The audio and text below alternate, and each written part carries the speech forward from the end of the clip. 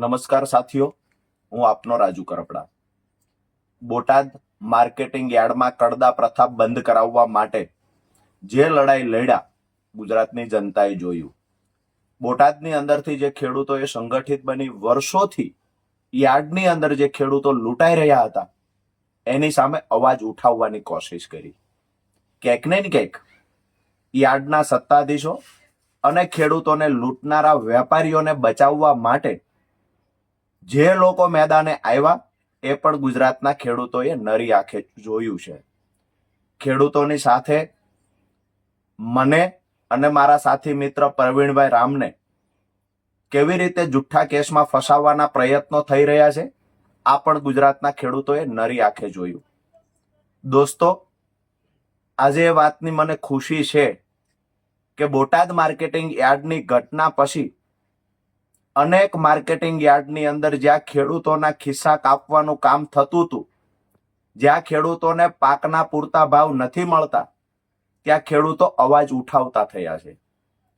હું તમામ ખેડૂતોને વિનંતી કરું છું કે ખેડૂતોને બચાવવા માટેની લડાઈમાં પરિણામ જે પણ આવશે એ મને ને પ્રવીણભાઈ રામને મંજૂર છે.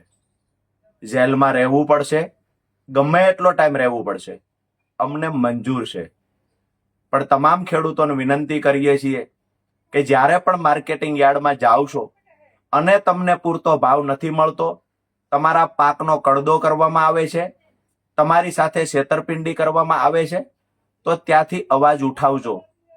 કમસે કમ વિડીયો બનાવી અને જે માર્કેટિંગ યાર્ડમાં આવું થતું હોય એ ગુજરાતના ખેડૂતો સામે મૂકજો.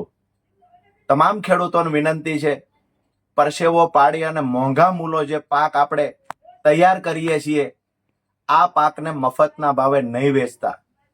ગાંધી ચિંધ્યા માર્ગે શાંતિથી રજૂઆતો કરજો, શાંતિથી સવાલ ઉઠાવજો અને જ્યાં જરૂર પડે ત્યાં ખિસ્સામાંથી મોબાઈલ કાઢી અને જે માર્કેટિંગ યાર્ડમાં આવી રીતે ખેડૂતોના ખિસ્સા કપાતા હોય એ માર્કેટિંગ યાર્ડને ગુજરાતના ખેડૂતો સામે ઉજાગર કરજો.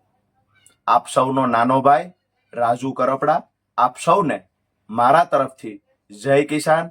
આવનાર સમયમાં જે લડાઈ લડવાની થાય આપણે લડીશું અને મારા ખેડૂત ભાઈઓ વતી હું અને પ્રવીણ રામ લડશે.